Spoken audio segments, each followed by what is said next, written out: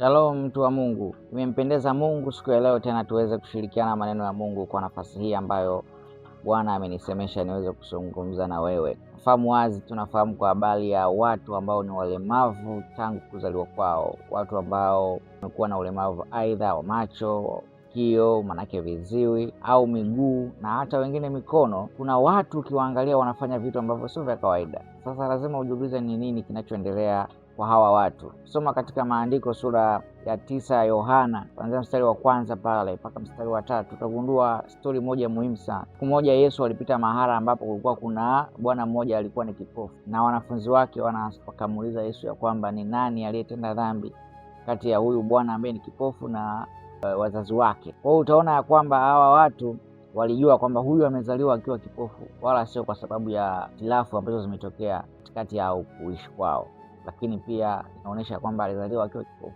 Sasa labda huenda haya matatizo yametokea kwa sababu ya dhambi, wakataka kujua ukweli. Yesu akasema ya kwamba hawa watu hakuna aliyetenda dhambi, si mzazi, si mtoto, wote hawakutenda dhambi, lakini kilichotokea ni kwamba Mungu ameachilia hali hiyo ili aweze kudhihirisha kazi zake. Kwa hiyo unapoona watu wenye ulemavu wanafanya vitu ambavyo si vya kawaida, vipofu wanaweza kutembea umbali ambao wewe mwenyewe unafikiria, unawaza huyu mtu alitakiwa akutane labda na changamoto, lakini unaona anaiepuka. Wanaandika, wanasoma, fanya vitu vingi vikubwa vya ajabu.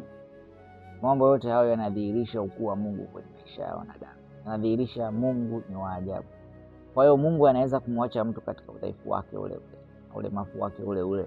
Lengo kuu hasa ni kudhihirisha ukuu wake, kudhihirisha kazi ya Mungu.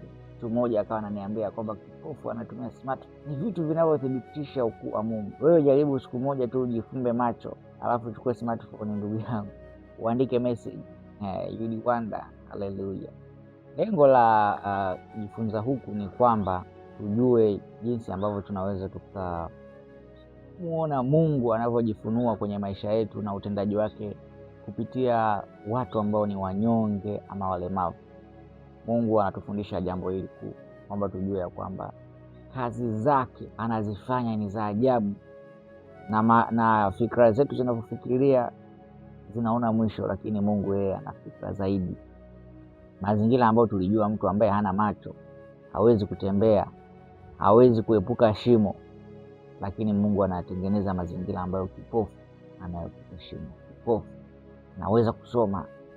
Jaribu wewe siku moja mbinu ambazo kipofu anazitumia kusoma, ujifunze wewe jinsi ilivyo ngumu, lakini kwake kitu ambacho kinawezekana. Kwa hiyo ni kazi za Mungu zinadhihirika katika maisha ya wanadamu.